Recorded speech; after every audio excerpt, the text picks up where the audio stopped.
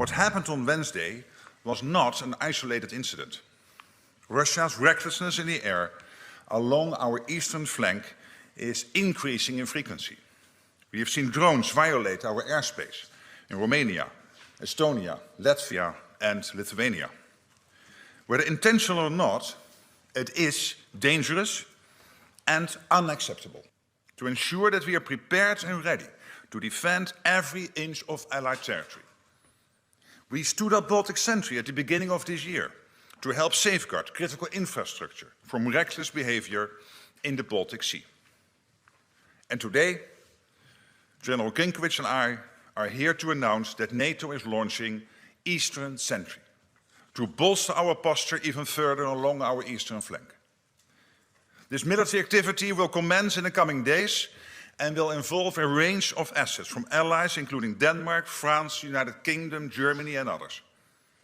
In addition to more traditional military capabilities, this effort will also feature elements designed to address the particular challenges associated with the use of drones. Thank you, General Grinkovich, and I'm grateful to you and your team for the quick and decisive... Although the immediacy of our focus is on Poland, this situation transcends the borders of one nation. What affects one ally affects us all. This is an issue that impacts all of the alliance, and we will treat it as such. Eastern Sentry will be flexible and agile, delivering even more focused deterrence and defense exactly when and where needed. It will include additional enhanced capabilities. It will integrate air and ground-based defenses, and it will increase information sharing amongst nations. Foremost, it will even further strengthen our posture to shield and protect the alliance. You have done over the last days, and indeed every day of the year to keep... Poland and citizens from across the alliance should be assured by our rapid response earlier this week and our significant announcement here today. NATO will continue to defend every inch of its territory. All right, we have time for several questions. We'll start in the center. Second. So I was very happy with the American reaction, and I'm not disclosing every phone call, every discussion I have. But you have seen in the press reported a phone call by the Polish president to Donald Trump, the American president. I spoke also with the Polish president. I think that was a very good phone call, clearly building also on the excellent relationship the two have been building last week during the visit of the new Polish president to the White House. So I'm absolutely satisfied on that front. The alliance has long been asking for enhanced, or allies, I should say, has long been asking for... Eastern Sentry, as I envision it, is going to cover the entire eastern flank of the alliance, from the high north to the Black Sea and the Mediterranean, anywhere that we might see a threat from the Russians. And modeling on Baltic Sentry, which is a highly successful operation in the Baltic Sea. For the immediate future, when will this new operation be up and running? I have issued the order tonight for Eastern Sentry to begin. The order went out as this press conference began, and so operations are being brought together immediately underneath my authorities as SACEUR. Poland shot down suspected Russian drones that entered its airspace on Wednesday, with a drone-like object striking a residential building in the country's east. Moscow denied responsibility for the incident, with Russia's defense ministry adding it had not planned to hit any targets in Poland. It's the first time a member of NATO is known to have fired shots during Russia's war in Ukraine. Poland said 19 objects had entered its airspace during a large Russian air attack on Ukraine, and that it had shot down those that posed a threat. Prime Minister Donald Tusk said he has activated Article 4 of NATO's treaty, under which alliance members can demand consultations with their allies. He said Poland is the closest it has been to open conflict since World War II.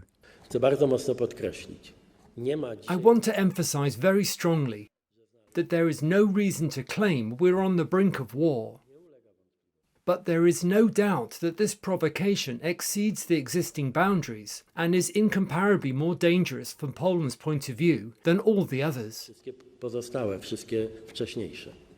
NATO Chief Mark Rutte said that a full assessment of the incident had not yet been made, but, quote, whether it was intentionally or not, it is absolutely reckless, it is absolutely dangerous. The Kremlin declined to comment directly on the incident. However, a statement read on Russian state television from Russia's defense ministry said its forces had achieved their targets in the attack on Ukraine. And the drones, which allegedly crossed the border with Poland, had a range of less than 450 miles. Ukrainian President Volodymyr Zelensky said Russia used over 400 drones and 40 missiles in attacks on Ukraine overnight, with at least 8 Iranian-made drones aimed towards Poland. He said it sets an extremely dangerous precedent for Europe and a strong response from all partners is needed. Poland's armed forces urged residents to stay at home, with 3 eastern regions at particular risk. Some Poles who spoke to Reuters say the situation makes them feel uneasy. Nie czułem się do końca bezpiecznie, jakby będąc tutaj I felt a little, well, I didn't feel entirely safe being here and knowing that Russia is kind of infiltrating our country. nasz kraj. We don't know why these drones appeared. One się pojawiły. Countries bordering on Ukraine have reported occasional Russian missiles or drones entering their airspace in the past during the war, but not on such a large scale. The incident could feed into tightening sanctions on Moscow. European countries are hoping to persuade US President Donald Trump to join them in imposing sanctions after peace talks have proved fruitless. The incursion of Russian drones into Poland this week was yet another harsh reminder to airlines of the challenges presented by global conflicts. Poland shot down the drones in its airspace with the support of military aircraft from NATO allies. But aviation and insurance experts say it's led to safety concerns over the vulnerability of civil air transport in Europe. At least 4 key airports in Poland were temporarily closed before resuming operations. Growing conflict zones around the world have raised the burden on airline operations and profitability. Ryanair CEO Michael O'Leary warned Thursday the Russia-Ukraine war would be an ongoing issue for all European airlines for years to come.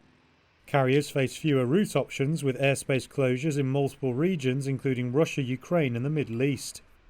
Detours then add to fuel costs and lengthen journey times. The coordination agency Eurocontrol has said Ukraine's closed airspace has added to congestion in the region's skies. Many international carriers have suspended flights to the area due to fears of missile and drone interference. They're also keeping a close eye on conflict in the Middle East, including Israel's attempt on Tuesday to kill Hamas leaders in Qatar. Worries about further disruption for the travel industry are pressuring airline stocks. Shares in British Airways owner IAG fell around 4% Wednesday following the latest incident, while EasyJet, Lufthansa and Ryanair also fell. One expert said airlines may now review their risk assessments in Poland, while 2 senior aviation insurance sources said the market was watching events in Poland and Qatar closely.